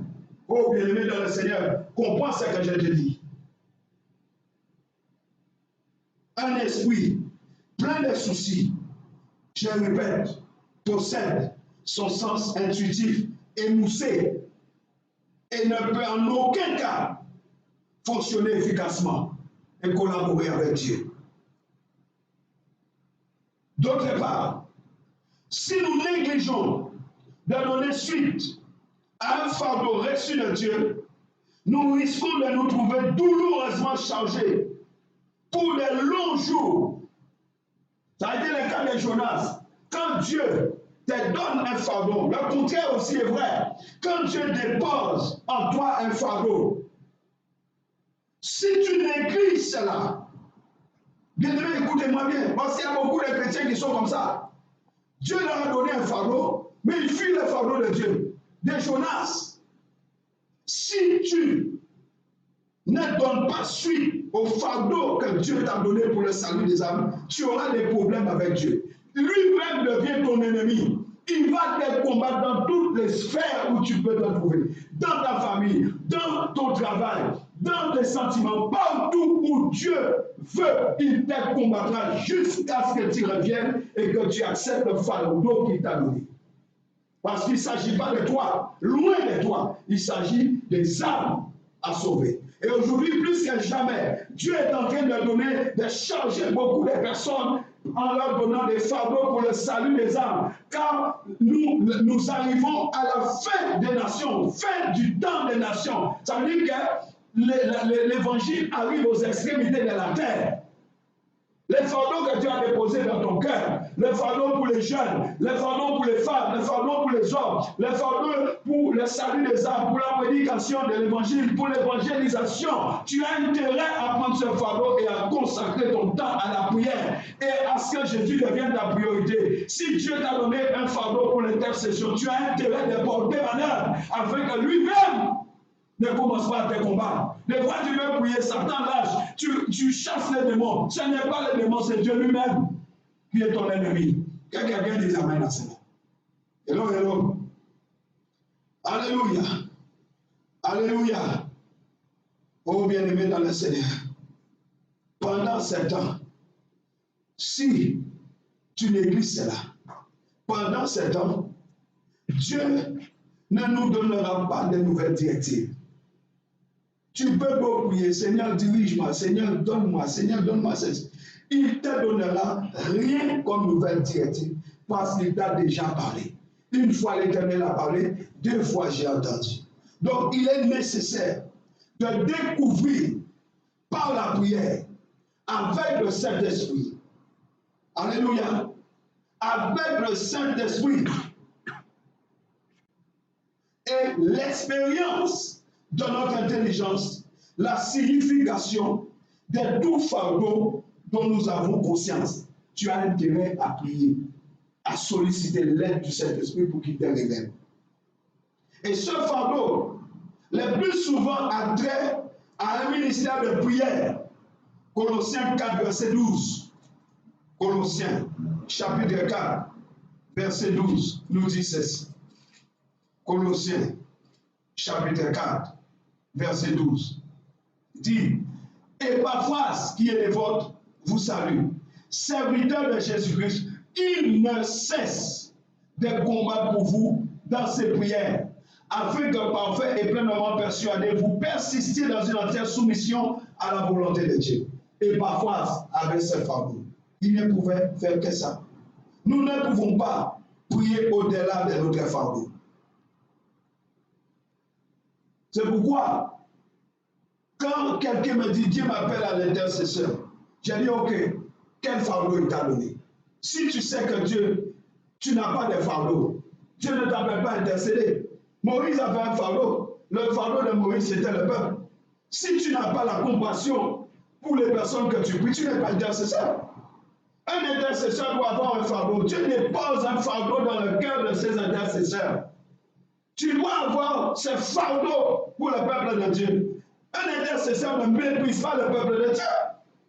Puisqu'il est censé avoir de la compassion, il est censé les aimer. Le souverain sacrificateur, il portait les pierres enchâssées sur sa poitrine, sur son cœur. Il l'amenait devant Dieu.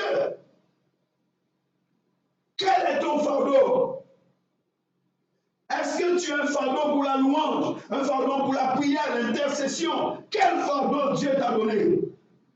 Ce fardeau le plus souvent entre un ministère de prière. Nous ne pouvons pas prier au-delà. Je le répète, nous ne pouvons pas prier au-delà de notre fardeau. Le fardeau de prière que nous avons dans l'esprit ne peut être allégé que par la prière. Le fardeau d'intercession que nous avons reçu dans l'esprit ne peut être allégé que par l'intercession. Le fardeau de louange, d'adoration que nous recevons dans notre esprit ne peut être allégé que par l'adoration efficace et vraie. Alléluia. Quand Dieu met à nous une préoccupation, de quelque ordre que cela puisse être, prière, intercession, entretien, visite, évangélisation. Bien-aimé, il y a un seul moyen d'en être soulagé. Écoutez-moi bien. Quand Dieu te met un tel fardeau dans l'esprit, la seule façon d'en être soulagé, il y a un seul moyen, c'est de mettre à exécution ce qui nous est demandé. Si tu ne mets pas à exécution le fardeau que Dieu t'a demandé, tu as des problèmes avec Dieu. C'est la seule façon d'être soulagé. La prière nous conduit parfois à des soupirs trop profonds pour qu'il puisse s'exprimer en parole. C'est pourquoi le Saint-Esprit saisit certaines personnes. Et vous voyez ces personnes prier dans l'esprit par des soupirs inexprimables qu'on ne peut pas exprimer. Et quelqu'un qui ne connaît pas pense et dit, mais c'est quoi cette langue bizarre? Ce sont des soupirs que le Saint-Esprit réalise à l'intérieur de l'esprit de la personne et ça sort par sa bouche, qui exprime ces soupirs, mais c'est inexprimable, ça ne se traduit pas, sauf si le Seigneur donne l'interprétation. Mais ce sont des prières qui rentrent dans des soupirs. Alléluia. Alléluia. Seul le fardeau de prière dans notre esprit peut nous conduire à un ministère de cette nature. Le fardeau de Dieu. Nous devons être très vigilants, mes amis. La tentation courante, je répète, la tentation courante, c'est de mettre fin à la prière avant que le fardeau nous soit enlevé. Quelquefois, nous prions, nous intercédons, mais nous mettons fin au fardeau avant même. Nous mettons fin à la prière avant que le fardeau nous soit enlevé. Je m'explique. Dieu dépose un fardeau dans ton esprit pour prier pour la Guadeloupe. Tu rentres, tu obéis, tu commences à prier pour la Guadeloupe, mais prie jusqu'à ce que le fardeau soit enlevé.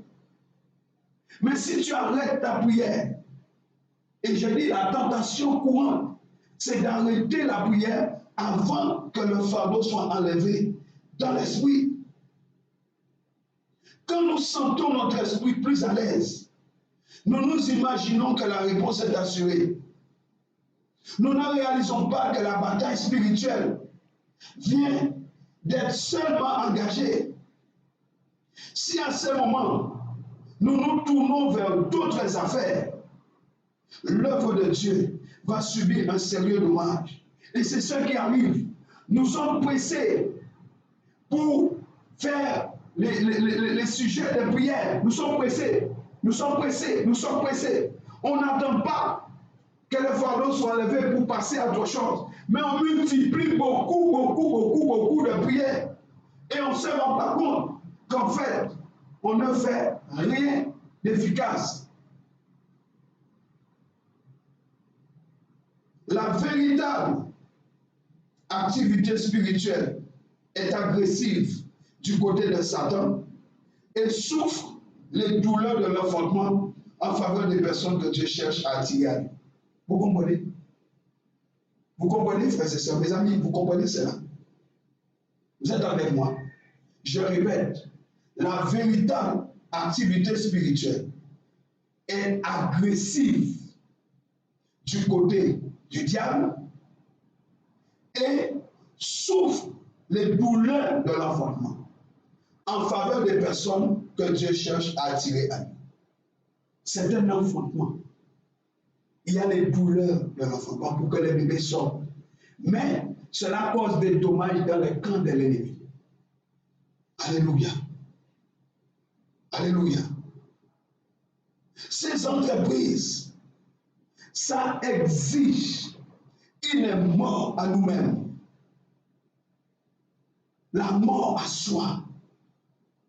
C'est pourquoi nous devons connaître les lois de l'esprit, mais aussi la manière de collaborer avec Dieu. Autrement, si nous ne connaissons pas cela, ces lois dont je suis en train de vous enseigner, sinon, si nous ne sommes pas au clair avec ces lois, bien aimés, les fardeaux risquent de se prolonger à notre détriment. Dès que nous servons notre esprit chargé de fardeau, dès que nous sentons cela, dès que tu vas commencer à sentir ton esprit chargé de fardeau, que devons-nous faire? Nous devons immédiatement, par la prière, chercher à identifier ces fardeaux. Tu sens ça? Tu dois chercher à savoir quel est ce fardeau. Alléluia. Quel est ce fardeau? Immédiatement dans la prière. Si c'est un appel aux armes, affrontons la guerre. Si c'est un appel à prêcher l'évangile, que notre voix soit entendue.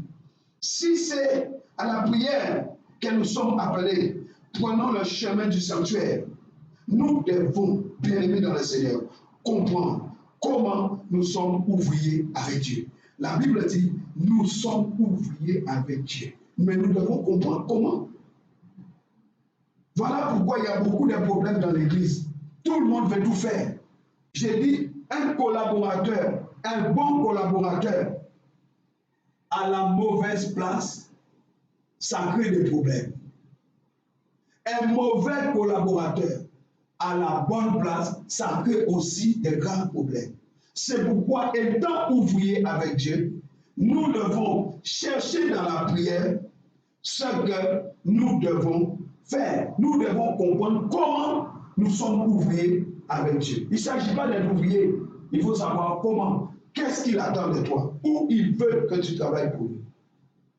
Alléluia. 6e loi. J'appelle ça le reflux dans l'esprit. Vous savez, la vague arrive sur la plage, et la vague revient. Flux, reflux. Flux, reflux. Dans notre esprit, la vie et la puissance spirituelle peuvent se retirer comme une marée. Un croyant qui a été rempli du Saint-Esprit peut poursuivre sa course en bonne forme, après quoi, graduellement, sans aucun à-coup, sa vie abondante se calme. Ce chrétien peut avoir conscience que la vie et la puissance qu'il a reçue jadis se retirent progressivement. Il peut en avoir conscience. Il peut en perdre la joie, la paix et le ministère fécond que son esprit nourrissait. Il s'affaiblit alors de jour en jour. Il va paraître perdre son goût pour la communion avec Dieu. La lecture de la Bible, il ne va pas lire, il ne lit plus, il ne prie plus. Ça ne lui dit plus rien. Son cœur n'est que rarement touché par un message. Même quand tu pries, il fait... Son cœur n'est pas touché par un message ou un verset particulier. Ses prières même deviennent insipides et mortes, sans force. Il prie sans motivation, comme si ses prières n'avaient ni expression ni raison d'être. Même son témoignage est touché. Son témoignage manque de spontanéité, de conviction. Il n'est plus débordant comme avant. Alléluia. Une marée a son flux et son reflux. La vague arrive et frappe sur la plage et la vague se retire. Elle vient, elle frappe, elle se retire, elle frappe, elle se retire. Flux et reflux, flux et reflux, flux et reflux. La vie et la puissance de Dieu dans notre esprit peuvent, elles aussi, présenter un phénomène semblable. En aucune façon, normalement, cela ne devrait se produire. Lisons Jean 7, verset 38. Jean, chapitre 7, verset 38. Alléluia. Jean 7, le verset 38. Jean 7 nous dit, « Celui qui croit en moi, des fleuves d'eau vive couleront de son sein, comme dit l'Écriture. » Il dit cela de l'Esprit que devaient recevoir ceux qui croiraient en lui, car l'Esprit n'était pas encore, parce que Jésus n'avait pas encore été glorifié. Mais c'est le cas. Donc, logiquement, normalement, cela ne devrait pas être possible. Cette histoire de flux et de reflux. Pourquoi? La vie de Dieu ignore un tel reflux. La vie de Dieu afflue toujours comme un fleuve d'eau vive, sans cesse en mouvement. Ayant sa source en Dieu, la vie de Dieu ne connaît ni changement, ni ombre, ni variation, ni rien de semblable. Ce qui signifie que dans notre esprit, la vie devrait manifester des ressources abondantes et inépuisables. Si nous avons conscience que notre vie spirituelle n'est plus ce qu'elle était, nous devons comprendre que le flux est simplement suspendu. Nous ne devons pas nous laisser séduire par Satan jusqu'à nous imaginer que c'est possible d'être rempli en permanence par la vie de Dieu. La vie de Dieu en nous est comme un fleuve d'eau vive. C'est ce que nous dit la Bible. Si elle ne rencontre pas d'obstacle, son courant sera interrompu. Un reflux est une anomalie.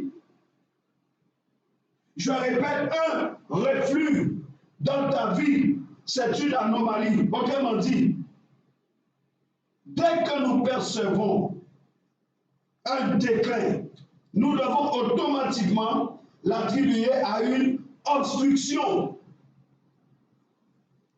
Le diable va nous accuser de recul. Les gens nous jugeront comme ayant perdu la puissance de Dieu. Et nous pouvons nous-mêmes nous imaginer avoir commis un péché grave. Une telle situation peut résulter d'un manque de connaissance quant à la manière de collaborer avec Dieu. Alléluia. Les opinions émises, d'où qu'elles viennent, ne méritent guère de crédit. Mais elles doivent cependant être examinées parce qu'elles peuvent être justes. Ce qui veut dire qu'il faut rechercher la cause dans la prière sans refuser de confesser. Alléluia. Sans refuser de confesser Dieu ouvertement. La cause, une fois mise à jour, doit être liquidée sans délai. Je dis liquidée sans délai. L'obstruction doit être traitée pour que la vie reprenne son cours normalement. L'observation de ces règles va rétablir le courant de la vie plus fort qu'avant. Et cela va écraser toutes les forteresses de l'ennemi. Alléluia. Comprends-tu cela, bien-aimé? Septième loi, la responsabilité de l'esprit de l'homme. Mes amis, suivez-moi. Notre esprit en contact avec le Saint-Esprit rayonne. Il n'y a pas photo. Notre esprit en contact avec le Saint-Esprit rayonne. Si le contact est coupé, il s'enveloppe de ténèbres. Proverbe 20, 27 nous dit, l'esprit de l'homme est la lampe de l'Éternel. Alléluia. Le but de Dieu, c'est de remplir notre esprit de lumière. Vous êtes la lumière du monde. Il est donc indispensable de maintenir notre esprit dans un état de saine quiétude si nous voulons assurer sa collaboration avec le Saint-Esprit. Si notre esprit est troublé par des forces extérieures, il va en résulter une disjonction. C'est comme quand le disjoncteur fait bam, il n'y a plus de courant. On dit ça a disjoncté. C'est la même chose. Une disjonction dans les activités entreprises avec le Saint-Esprit. Alléluia. Alléluia.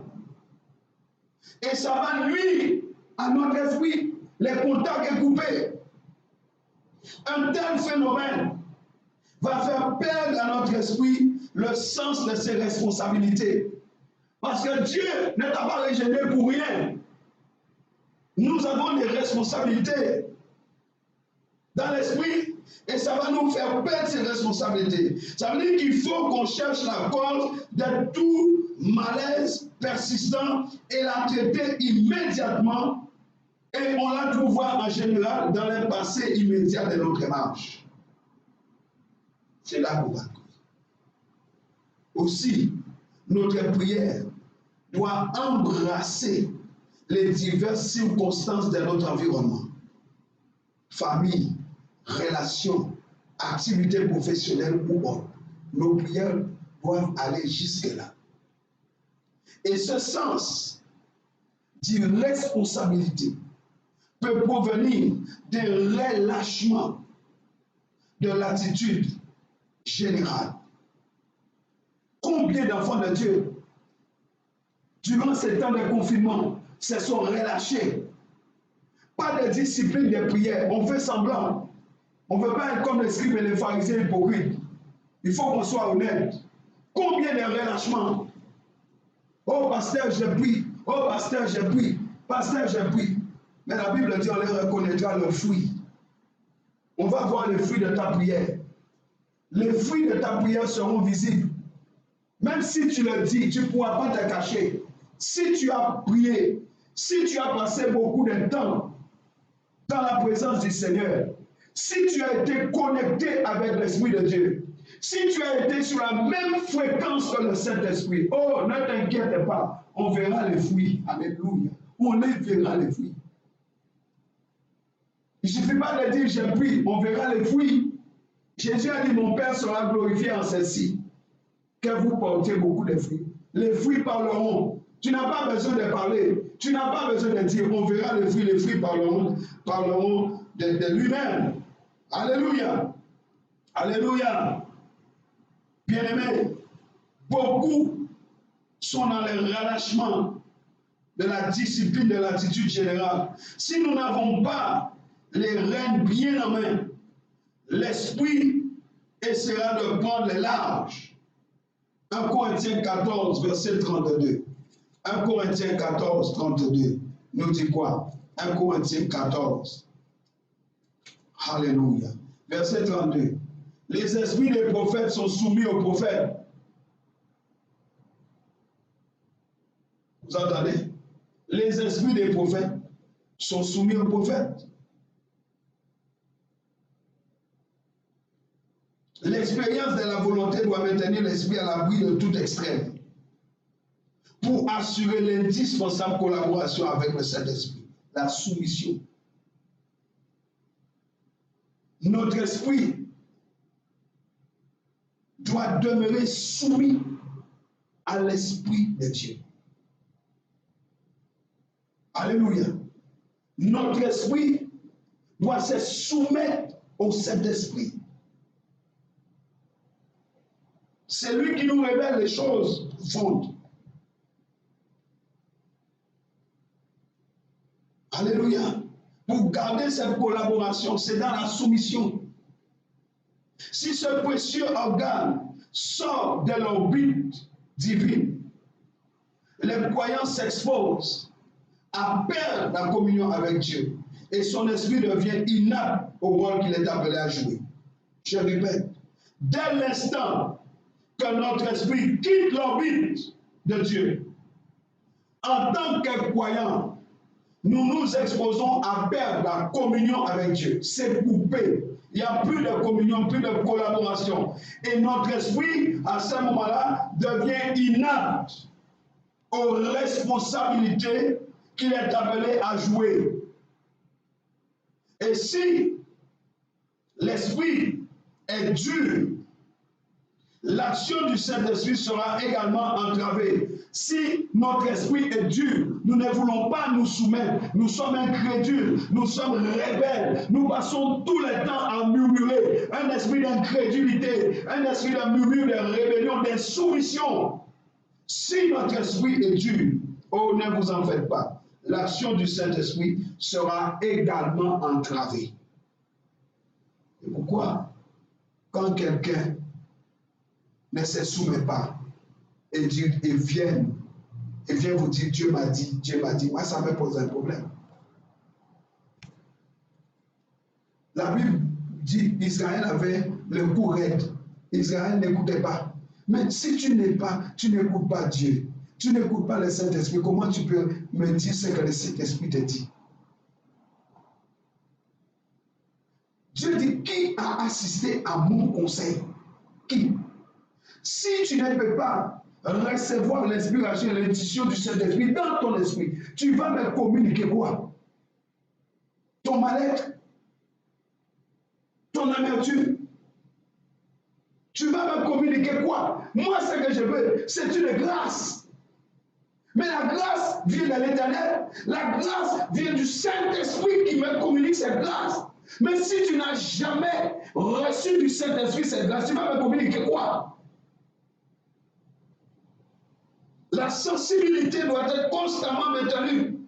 La sensibilité au Saint-Esprit de façon à réagir à la moindre sollicitation de la petite et tranquille voix de Dieu. La sensibilité de l'esprit doit être constamment maintenue et entretenue. 1 Thessaloniciens 5, 19. Nous avons lu ce passage, mais nous allons le relire. 1 Thessaloniciens 5, verset 19 nous dit, n'éteignez pas l'esprit. Dieu avait dit à Moïse que la lampe doit toujours briller. Quel est l'état de ta lampe aujourd'hui? Quel est l'état de l'Esprit de Dieu en toi, dans ton esprit? Est-ce que tu reçois ces sollicitations? Est-ce que tu comprends les sollicitations de l'Esprit de Dieu?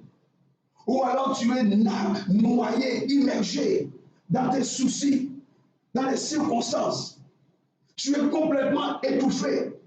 Tu ne comprends même pas les responsabilités de l'Esprit que le Saint-Esprit dépose en toi. Est-ce que tu entends les moindres sollicitations de cette petite et tranquille femme qui te parle?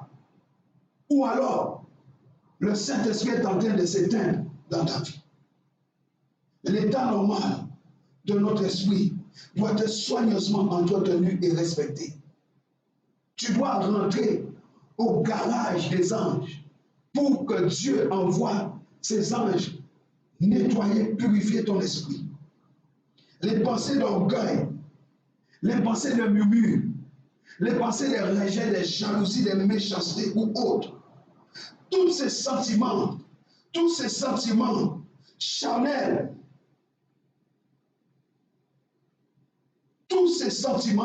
frères et sœurs, suffisent à le souiller. Il en est de même des compromis de l'esprit, des compromissions de l'esprit avec les fonctions de l'âme. des affections naturelles, des réflexions inopportunes et d'autres éléments psychiques. Toutes ces choses souillent l'esprit, les murmures, les jalousies, les compétitions, toutes ces choses souillent l'esprit et nous empêchent de recevoir cette petite et douce foi, ces sollicitations pour notre responsabilité. Alléluia. Alléluia. Bien-aimés dans le Seigneur, je terminerai en disant, si nous voulons marcher par l'Esprit, nous devons pouvoir discerner. Nous devons pouvoir discerner l'état dans lequel se trouve notre esprit. Alléluia. Si notre esprit occupe tranquillement la place qui lui est assignée et satisfait aux exigences du Saint-Esprit, c'est se laisser entraîner avec une activité exagérée. Si notre esprit occupe tranquillement la place qui lui est assignée et satisfait aux exigences du Saint-Esprit, alléluia, alors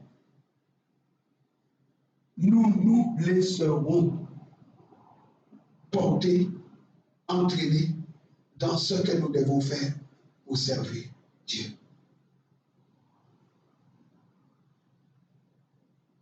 Alléluia. Si ce n'est pas le cas, ça veut dire que ce sera une activité exagérée.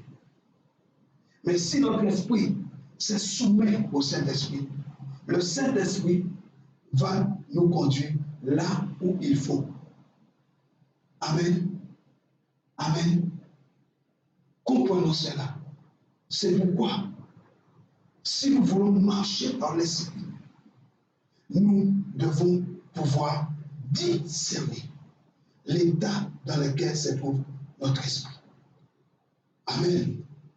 Amen. Amen. Amen. Amen, amen, amen, amen. Gloire à Dieu.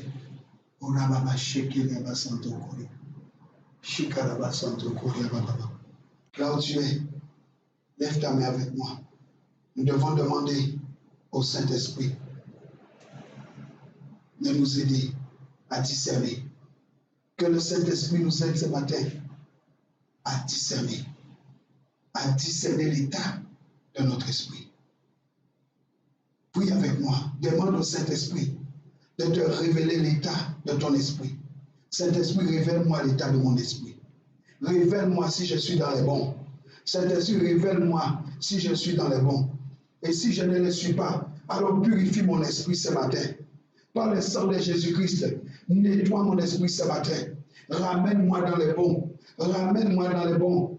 Je veux, Seigneur Dieu, te soumettre mon esprit. Que mon esprit soit soumis à ton Saint-Esprit, Père éternel. Seigneur, révèle-moi l'état de mon esprit ce matin. Révèle-moi l'état de mon esprit ce matin. Augmente le discernement. Aide-moi à discerner. Aide-moi à discerner si je suis dans les bons.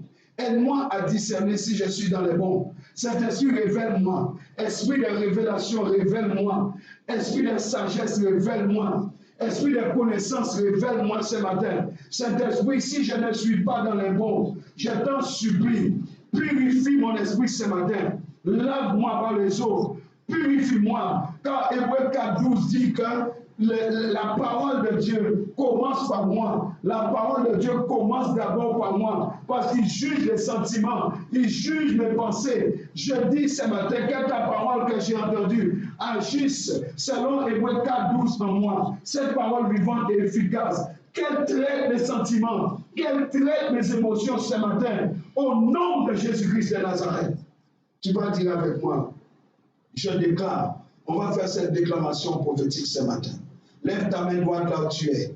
Dis avec moi, je déclare ce matin que tout poids que Satan a mis sur mon esprit ou essaie de mettre sur mon esprit, je révoque cela dans le nom de Jésus. Je détruis tout poids étranger, tout poids que l'ennemi essaie de mettre sur mon esprit pour m'empêcher d'entendre les sollicitations du Saint-Esprit. je les détruis dans le nom de Jésus. Je prends le feu de Dieu, je libère le feu de Dieu pour anéantir ces bois dans le nom de Jésus-Christ de Nazareth. Je déclare que mon esprit est libre. Je déclare la liberté de Christ dans le nom de Jésus. Tu dis avec moi, j'enlève par le nom de Jésus tout blocage que l'ennemi envoie sur mon esprit. Je révoque tout blocage. Je les détruis dans le nom de Jésus. J'anéantis ces blocages de mon esprit. Tout ce que l'ennemi essaie, toute confusion que l'ennemi essaie de mettre sur mon esprit, des situations de blocage, je les détruis ce matin dans le nom de Jésus. Tu proclames avec moi que tout empoisonnement de l'esprit, je révoque cela, je détruis cela, j'anéantis tout empoisonnement. Mon esprit ne sera pas empoisonné. Je prends le sang de Jésus et je dis que le sang lave mon esprit, que le sang de Jésus purifie mon esprit. Sang de Jésus, enlève tout poison de mon esprit, enlève tout poison de mon esprit ce matin, au nom de Jésus-Christ de Nazareth. Alléluia. Tu vas déclarer que je ne permets pas, je refuse le naufrage de mon esprit, je refuse tout naufrage de mon esprit. Je déclare ce matin que mon esprit ne fera pas naufrage. Je dis mon esprit ne fera pas naufrage. Je refuse le naufrage de l'esprit. Je refuse le naufrage de mon esprit. Je déclare que mon esprit est connecté avec le Saint-Esprit pour recevoir ses sollicitations. Dans le nom de Jésus, dans le nom de Jésus, dans le nom de Jésus. Déclare avec moi que tout fardeau qui ne vient pas de Dieu, tout fardeau qui ne vient pas de Dieu, je refuse, je dis mon esprit refuse cela. Je dis à mon esprit, rejette tout fardeau qui ne vient pas de Dieu. Le seul fardeau que j'accepte, c'est le joug de Christ, le fardeau de Christ. Car la Bible dit que son joug est léger, son fardeau est léger. J'accepte que le fardeau de Jésus-Christ, le fardeau que Jésus-Christ me donnera, que ce soit dans la prière, dans l'intercession, dans la louange, pour proclamer sa parole, pour l'évangélisation. Et je dis que quand il me donne son fardeau, je réponds présent à son appel, je réponds présent, j'accepte le fardeau de Dieu. Déclare avec moi, j'accepte tous les fardeaux que Dieu me donne. Dans l'esprit, j'accepte le fardeau de Dieu. Quand je reconnais que si je n'accepte pas le fardeau, je n'en serai pas libéré. Je n'en serai pas libéré. C'est pourquoi je refuse le fardeau du diable, mais j'accepte le fardeau de Dieu pour le salut des âmes, quel que soit le fardeau qu'il va me donner. Dans le nom de Jésus, dans le nom de Jésus.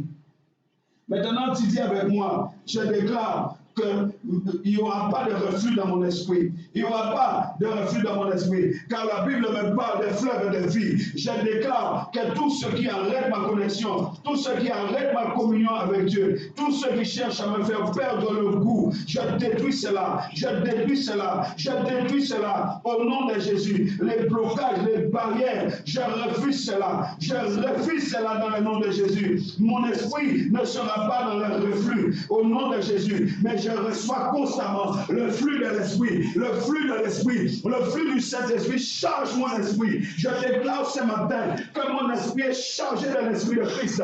Mon esprit est chargé de l'esprit de Dieu. Au nom de Jésus, au nom de Jésus, je renonce à tout reflux de l'esprit dans le nom de Jésus. Et je déclare que je suis chargé dans l'esprit de Christ, dans mon esprit, pour obéir et pour être en connexion avec lui.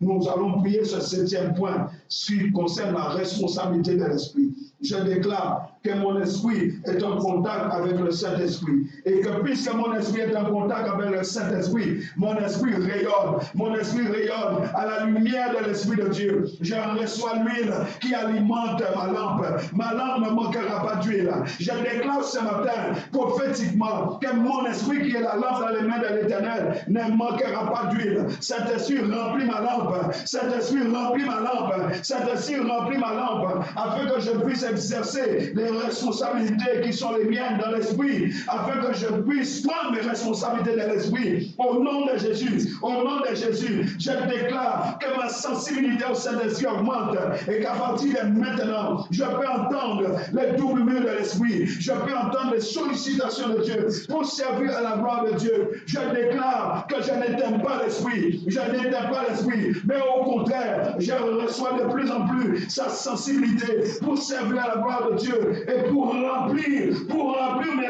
responsabilités au nom de Jésus. C'est pourquoi je déclare ma marche par l'Esprit. Au nom de Jésus, au nom de Jésus, au nom de Jésus, je déclare ce matin que je marche selon l'Esprit, je prie selon l'Esprit, j'agis selon l'Esprit de Christ et mon esprit est soumis à l'Esprit de Dieu pour accomplir mes responsabilités. Alléluia. Korababa. Shekelema Santo Koya. Robo Sakanama Shekelema Baba. Lève tes mains, commence à les remercier. Commence à rendre grâce à Dieu. Éternel, mon Dieu, nous te rendons grâce parce que nous croyons par la foi que tu es en train d'agir. Merci pour ce que tu es en train de faire. Merci pour cette grâce. Merci pour cette bénédiction. Merci, Seigneur, pour la révélation de ta parole. Merci pour cet éclairage.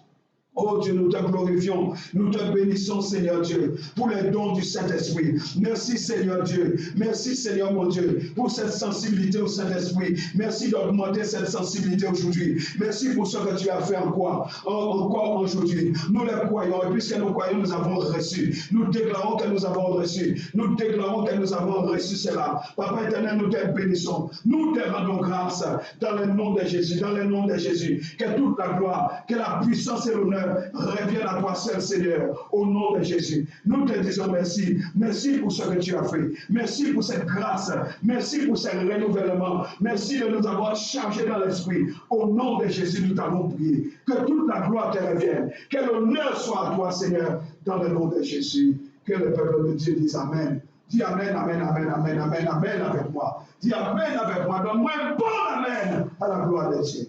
Alléluia. Alléluia. Gloire à Jésus-Christ. Je rappelle, bien-aimés dans le Seigneur, que ce soir nous sommes là pour continuer le programme de prière à 18h30. Partagez le lien avec quelqu'un. Bénis quelqu'un. Permets à quelqu'un de recevoir cela. Que Dieu vous bénisse. Shalom, shalom.